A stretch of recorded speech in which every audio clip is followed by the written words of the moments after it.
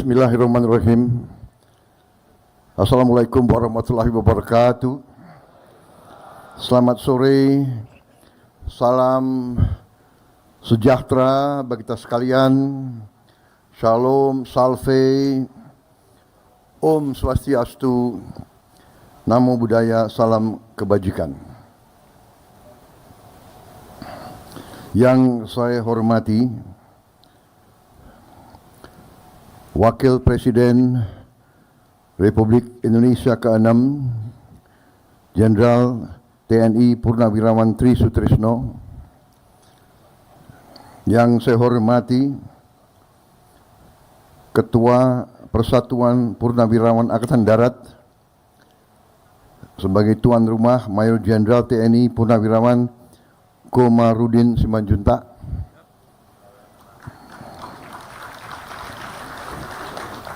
Wakil Ketua MPR RI Saudara Edi Baskoro Yudhoyono, Wakil Ketua BPK RI Letnan Jenderal TNI Purnawirawan Budi Priyono,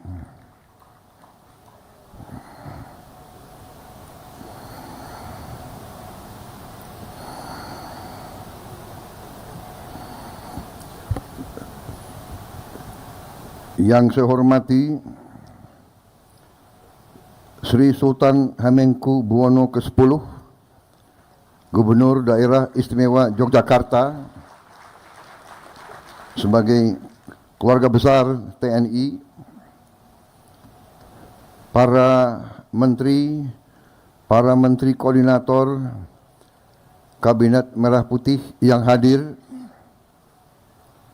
Menko Infrastruktur dan Pembangunan Kewilayahan Saudara Agus Harimurti Yudhoyono,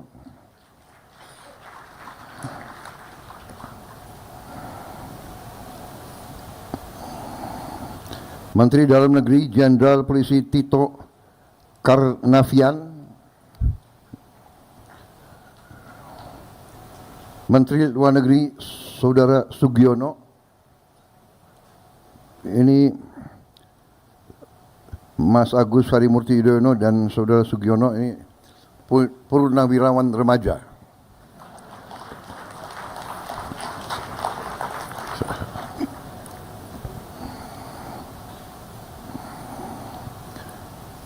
Oh, ini ada wartawan, jadi nggak boleh terlalu banyak joke ya.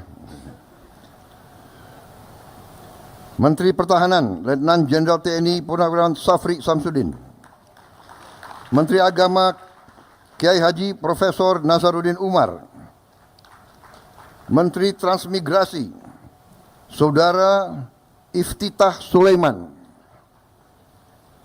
Menteri Perencanaan Pembangunan Nasional Saudara Rahmat Pambudi, Ketua Dewan Ekonomi Nasional Jenderal TNI Purnawirawan Luhut Binsar Panjaitan, Menteri Sekretaris Negara Saudara Prasetyo Hadi, Sekretaris Kabinet RI Letnan Kolonel Infanteri Teddy Indrawijaya,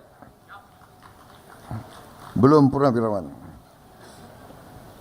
Kepala Badan Intelijen Negara Letnan Jenderal TNI Purnawirawan M. Herindra, Panglima TNI Jenderal TNI Agus Subianto, beserta para Kepala Staf Angkatan Darat, Laut, dan Udara, Kapolri Jenderal Polisi Listio Sigit Prabowo, Penasehat Khusus Presiden Bidang Politik dan Keamanan Jenderal TNI Purnawirawan Wiranto,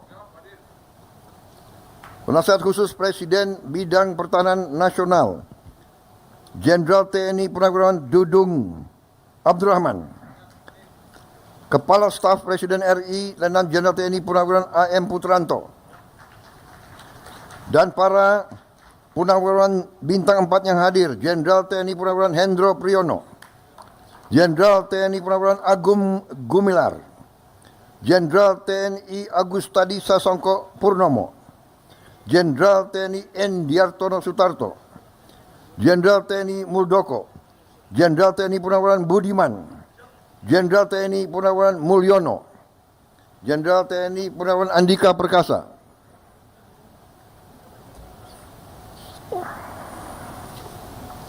Marsikal TNI Purnawirawan Yuyuk Sutisna, Marsikal TNI Purnawirawan Herman Prayitno, Marsikal TNI Purnawirawan Imam Sufaat, Marsikal TNI Purnawirawan Ida Bagus Putu Dunia, Laksamana TNI Purnawirawan Ahmad Sucipto, Laksamana TNI Purnawirawan Marsetio, Laksamana TNI Purnawirawan Ade Supandi, Laksamana TNI Purnawirawan Siwi Sukma Aji, Jenderal Polisi Purnawirawan Bambang Hendarso Danuri, Jenderal Polisi Purnawirawan Sutanto, Jenderal Polisi Purnawirawan Timur Pradopo, Jenderal Polisi Purnawirawan Sutarman, Wakil Menteri Koordinator Bidang Politik dan Keamanan Letnan Jenderal TNI Purnawirawan Ludwig Friedrich Paulus, Wakil Menteri Kelautan dan Perikanan Laksamana Madya TNI Purnawirawan Didit Herdiawan Asyaf, Wakil Menteri Agraria dan Tata Ruang Mayor TNI Purnawirawan Osi Darmawan. Yang saya hormati, saya muliakan, dan saya banggakan saudara-saudara para pimpinan dan pengurus PPAD Persatuan Purnawirawan TNI Angkatan Laut, Purnawirawan TNI Angkatan Udara yang saya hormati, seluruh undangan yang saya hormati. Pertama-tama tentunya sebagai insan yang bertakwa, marilah kita tidak henti-hentinya memanjatkan puji syukur kehadirat Tuhan Maha Besar, Tuhan Maha Kuasa,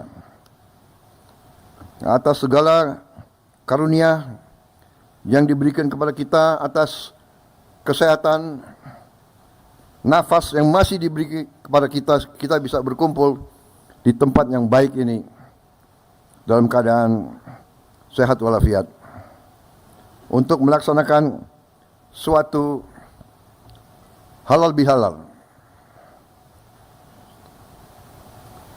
dalam rangka masih suasana Lebaran, suasana Idul Fitri 1446 Hijriah 2025 Masehi. Saudara-saudara sekalian, karena ini halal bihalal, saya menyampaikan mohon maaf lahir dan batin,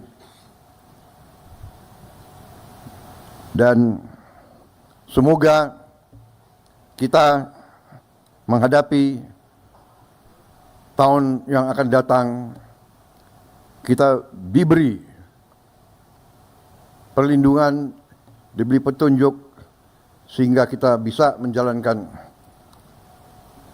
tugas kita masing-masing dalam keadaan yang baik dan selalu di atas jalan yang lurus, jalan yang benar, jalan yang diridhoi oleh Tuhan Maha Besar, Tuhan Maha Kuasa bagi umat Islam, Allah Subhanahu wa taala.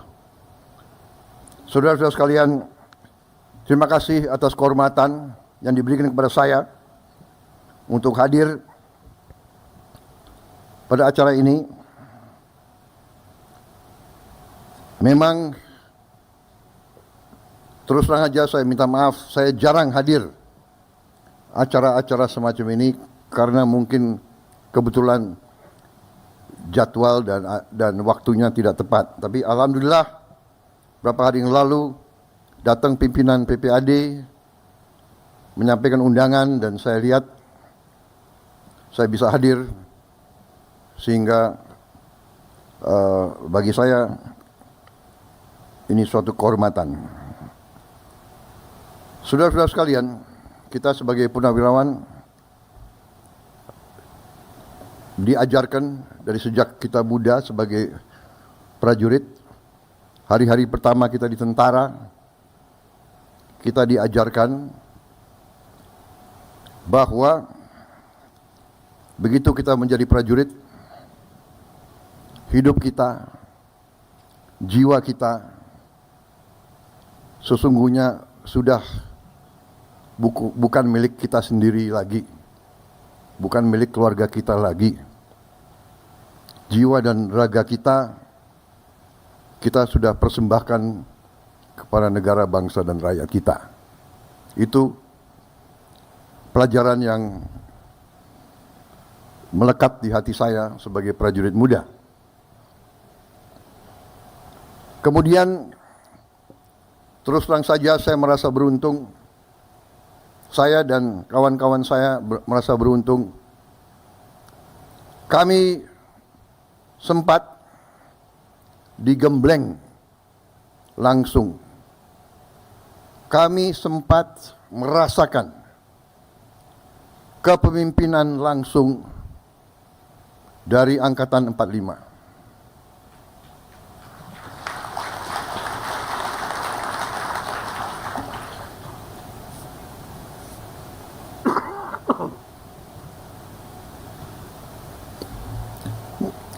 Angkatan 45 bukan saja dari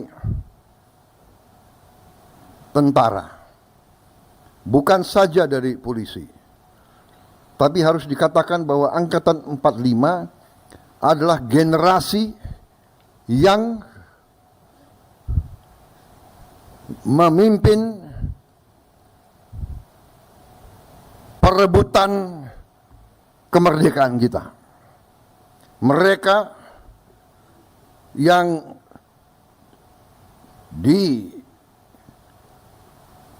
kelompok bersenjata dan mereka yang tidak bersenjata tapi sama-sama berjuang. Angkatan ini memiliki ciri khas yang ciri yang sangat khas. Saya kira mereka-mereka yang merasakan hubungan langsung dengan Angkatan 45 akan membenarkan pendapat saya. Banyak yang merasakan langsung, saya kira Pak Tri, Sri Sultan, ayahanda dari Sri Sultan, seorang pejuang, seorang jenderal TNI, menghadapi Belanda di Yogyakarta. Banyak di antara kita pasti pernah mengalami itu. Tapi yang saya rasakan adalah yang pertama, patriotisme yang berkobar-kobar, cinta tanah air yang luar biasa, dan kepercayaan diri. Percaya diri karena mereka merupakan bagian dari suatu generasi yang berhadapan dengan negara-negara adik kuasa.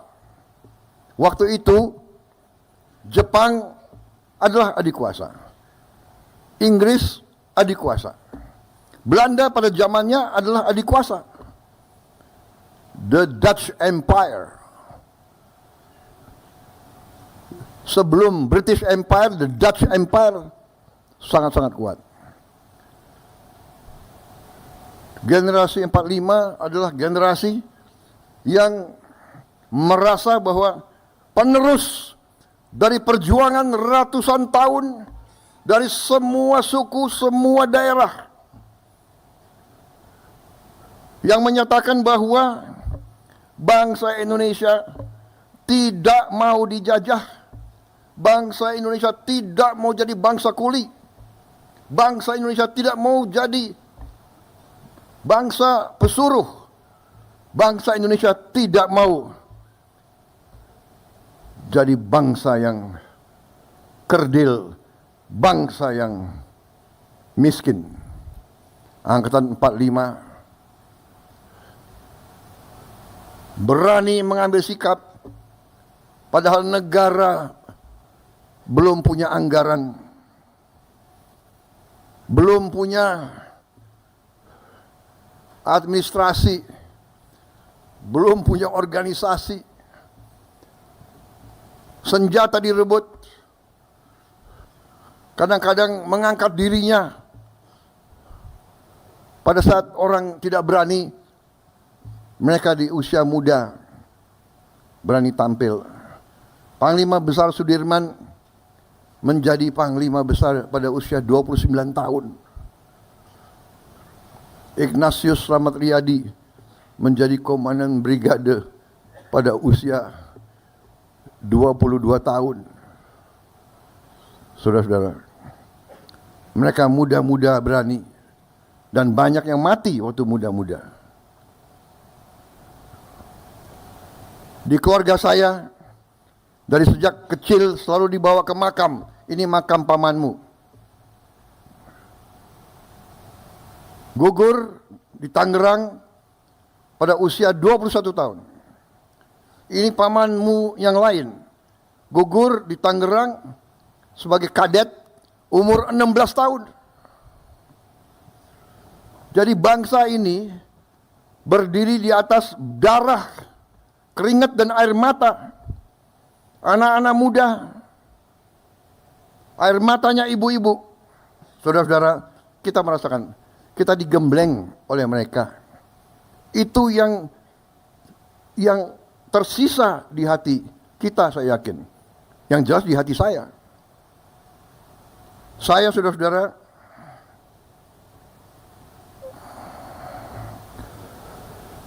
bersama saudara-saudara hampir semua, banyak senior saya di sini, guru-guru saya. Waktu kita muda, kita siap segala-galanya kita berikan kepada negara dan bangsa. Jiwa dan raga kita tidak punya apa-apa. Letnan, kapten, mayor. Saudara-saudara, jadi saudara-saudara, kesempatan ini saya sampaikan. Karena kalau tujuan halal bihalal, sesudah saya mohon maaf lahir batin sebetulnya selesai. Kan begitu. Tapi kapan lagi saya bicara sama saudara-saudara sekalian? Ya.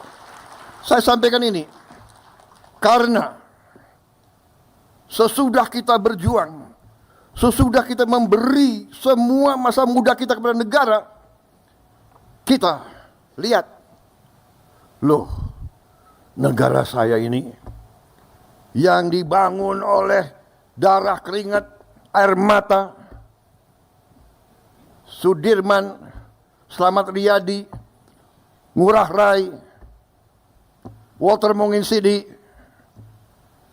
ribuan pemuda, pemudi, kok sekarang begini? Kita bangun dan kita lihat kekayaan bangsa, kok kekayaannya tidak dirasakan oleh rakyat kebanyakan.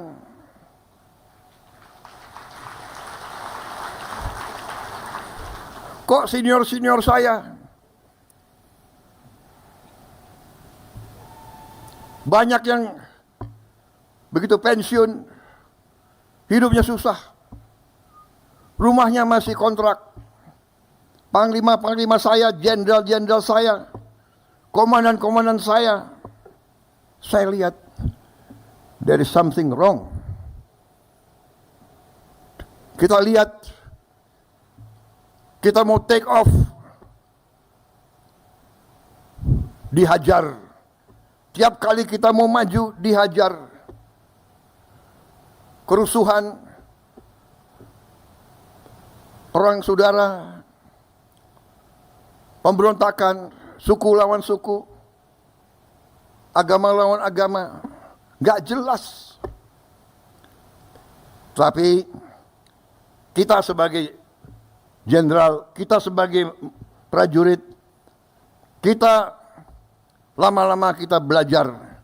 Oh, rupanya ini kita ini dari ratusan tahun di Veda et Impera, di Veda et Impera, di Veda et Impera, kita selalu dipecah belah, dipecah belah, dan dipecah belah. Dan karena kita dipecah belah, tidak ada, maaf, harus saya katakan, terjadi suatu kelengahan di mana elit kita kadang-kadang lupa dengan rancang bangun perjuangan pendiri-pendiri bangsa kita. Saudara-saudara kita, saudara-saudara sekalian, suatu kehebatan Angkatan 45 yang kita akui. Bung Karno dan generasi-generasi itu memberi kepada kita Pancasila dan Undang-Undang Dasar 1945. Dan itu selalu menjadi pegangan kita, seolah-olah Sabta Marga ada Pancasila, ada Undang-Undang 45. Sumpah Prajurit ada. Setiap produk selalu ada Undang-Undang Dasar 45 Pancasila. Tapi maaf, saya katakan banyak di antara elit yang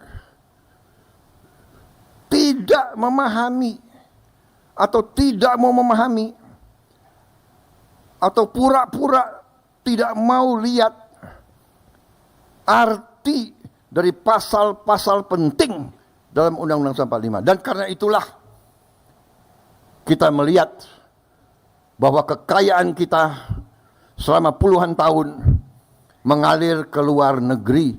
Kekayaan kita tidak tinggal di Republik kita. Ini sumber masalah. Dan karena inilah saya terjun ke medan politik. Saya terjun ke medan politik karena Angkatan 45 mengajarkan kepada saya dan kepada kalian semua bahwa kita harus menyelamatkan bangsa dan rakyat dan tanah air kita. Dan mereka mengajarkan kepada kita semangat tidak mengenal menyerah. Saya tidak rela kekayaan bangsa kita tidak dinikmati oleh rakyat Indonesia. Saya tidak rela. Dan karena itu saya terjun ke politik. Kita TNI selalu dituduh bahwa kita mau jadi diktator. Selalu dituduh. Padahal saya ingatkan ke banyak tokoh-tokoh situ. Coba buka sejarah dunia, ya. Tunjukkan contoh di mana ada sebuah tentara yang mundur dari politik, dari kekuasaan. Kita mundur dengan rela. Reformasi itu, saudara-saudara, yang mensukseskan reformasi itu adalah tokoh-tokoh TNI dan Polri. ABRI. Kita harus mengatakan apa yang benar. Dan maaf, sekarang kalau disurvei rakyat Indonesia, mana institusi yang paling Anda percaya? Tanya rakyat, yang teratas adalah TNI, tentara. Silakan. Bukan kita yang bikin survei. Ini survei internasional. Jadi saudara-saudara, yang ingin saya sampaikan, bahwa TNI karena sifatnya, karena semangatnya, karena kita diseleksi, direkrut, yang masuk biasanya adalah mereka-mereka yang patriotik. Jadi, begitu pensiun, begitu kita keluar dari tentara, rasa cinta tanah air, rasa tanggung jawab, rasa ingin berbakti, rasa ingin menyelamatkan bangsa dan negara masih kuat.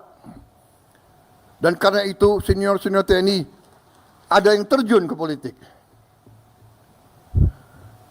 Pak Edi Sudrajat, Pak Tri bikin partai. Pak SBY bikin partai. Pak Wiranto bikin partai. Saya bikin partai. Kita kenapa? Karena kita ingin berbakti. Karena kita pada ujungnya kita mengakui kedaulatan rakyat. Kita tunduk kepada kedaulatan rakyat. Karena itu kita mau berkuasa dengan meminta mandat dari rakyat. Meminta mandat dari rakyat. Kita tidak mau, TNI tidak mau berkuasa dengan senjata. Pak Harto tidak mau berkuasa dengan senjata. Beliau tampil karena ada vakum, karena ada krisis. Janganlah kita mau kutak-kutik kebenaran. Janganlah kita mau kutak-kutik sejarah. Kita patriot, kita kesatria. Katakanlah yang benar itu benar dan yang salah itu salah.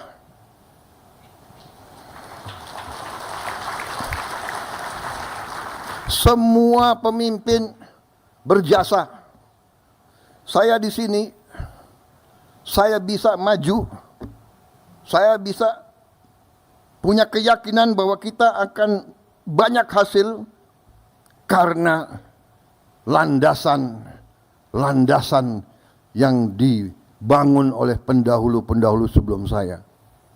Kita harus akui itu. Nggak mungkin kita membangun dalam 5 tahun, dalam 10 tahun.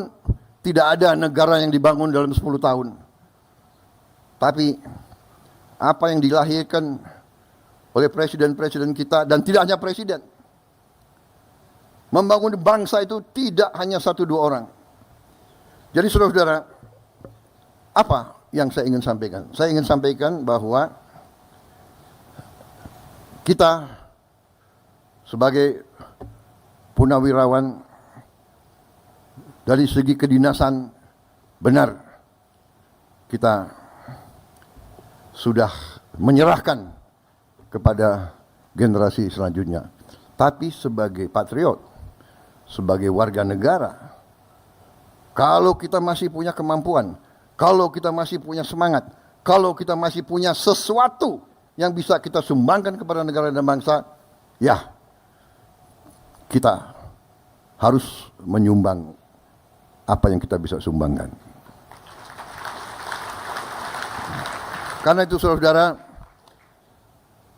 kita hargai semua sikap, semua pendapat, tapi tentunya kita harus belajar dari sejarah.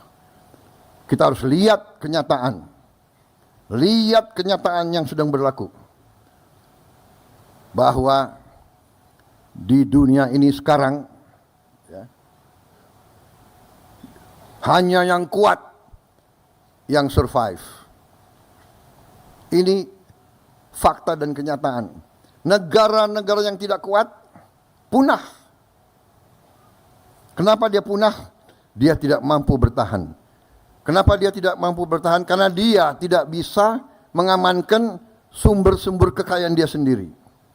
Kalau suatu bangsa tidak bisa menguasai sumber kekayaan sendiri, bangsa itu miskin. Sangat sederhana. Saudara-saudara sekalian. Dan kita harus mengerti, mantan prajurit ini harus mengerti. Perang kita tidak inginkan. Perang dahsyat. Tapi kadang-kadang kita dipaksa untuk perang. Kita dipaksa. Kalau kita tidak berani ambil keputusan untuk perang, tidak kita merdeka. Karena Belanda tidak mau memberi kemerdekaan kepada kita. Sama sekarang. Kita lihat apa yang terjadi di dunia ini. Ya. Yang kuat akan memaksa yang lemah. Karena itu saudara-saudara, saya sampaikan di mana-mana, kita harus sadar bahwa Indonesia selalu akan diganggu dan sedang diganggu. Kita tidak mau ganggu bangsa lain, tapi bangsa lain mengganggu kita. Kenapa? Karena kita kaya. Kita punya nikel terbesar di dunia. Kita punya boksit ke-6 terbesar di dunia. Kelapa sawit kita terbesar di dunia. Jangan kita anggap enteng kelapa sawit. Kelapa sawit sekarang sudah menjadi komoditas kritis, strategis. Setiap saya kemana, negara-negara mana, mereka minta, yang mulia, tolong kelapa sawit Indonesia kalau bisa prioritas kepada kami. Mesir, Pakistan, India, bahkan Eropa.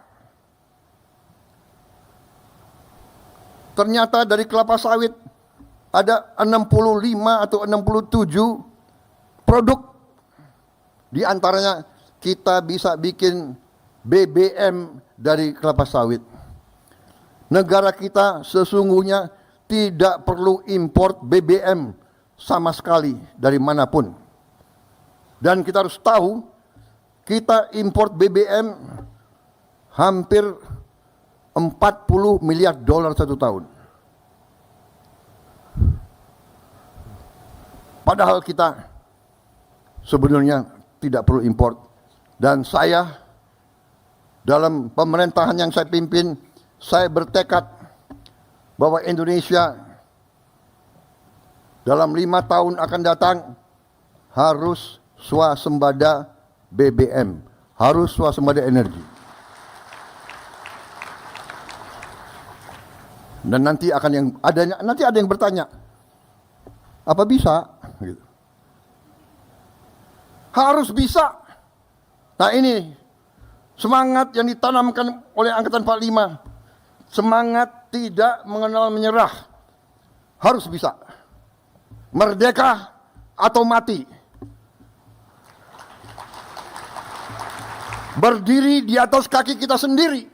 Kita tidak mau jadi kacungnya bangsa lain. Kalau yang mau silakan, saya tidak mau.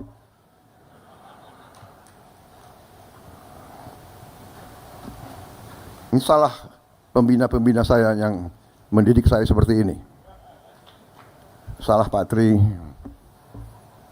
salah Pak Luhut, Pak Hendro, Pak Agum. Ini abang-abang yang beri contoh, yang menanamkan kepada kita semangat itu. Jadi kalau Prabowo sekarang seperti ini, jangan salahkan Prabowo, salahkan Pak Tri, Pak Hendro, Pak Luhut, Pak Wiranto. Iya kan? Loh ini bapak-bapak didik saya seperti ini, ya apa boleh buat. Saya tidak mau tunduk kepada bangsa manapun. Kekayaan Indonesia harus di tangan bangsa Indonesia. Dan Angkatan 45 telah memberi senjata pamungkas yang luar biasa, yaitu Undang-Undang Dasar 1945. Perlu saya tayangkan pasalnya? Baik, saya kira waktu sudah habis. Ya, sebelum saya diusir, saya tutup dengan satu slide. Saudara-saudara, salah satu program kita nanti adalah saya akan membangun minimal 100 sekolah berasrama. Sekolah berasrama ini biasanya di setiap negara sekolah berasrama itu adalah untuk yang terpinter. Itu tetap kita lakukan. Tapi saya akan bangun minimal 100 tiap tahun sekolah berasrama untuk keluarga yang paling tidak mampu. Karena saya bertekad untuk memutus rantai kemiskinan. Kalau bapaknya pemulung, anaknya tidak boleh jadi pemulung. Kalau bapaknya tukang becak, anaknya tidak perlu harus jadi tukang becak. Kalau bapaknya susah, tidak punya penghasilan yang cukup, anaknya tidak boleh terus. Untuk itu tidak ada jalan lain. Kita harus berani. Siapa berani menang. Berani benar berhasil.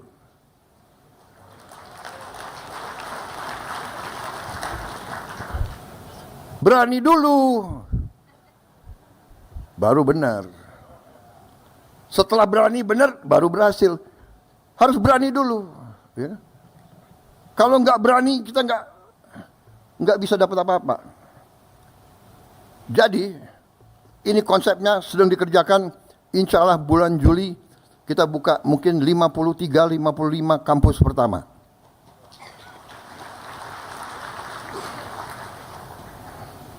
Nah, sekarang sudah mulai seleksi murid.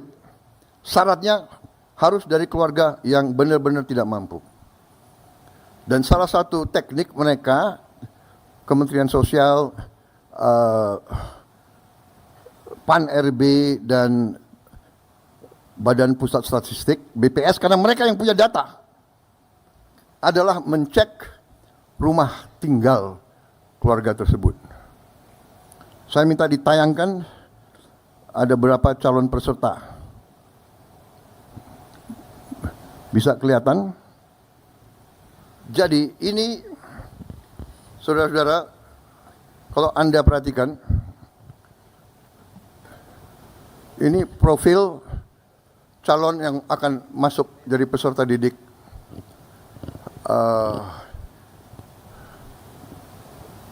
Namanya Naila, ya.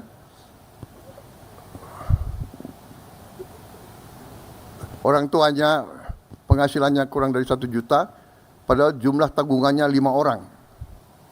Itu rumahnya. Itu rumahnya di kanan. Yang menarik bagi saya, rumahnya seperti ini, Naila masih bisa senyum.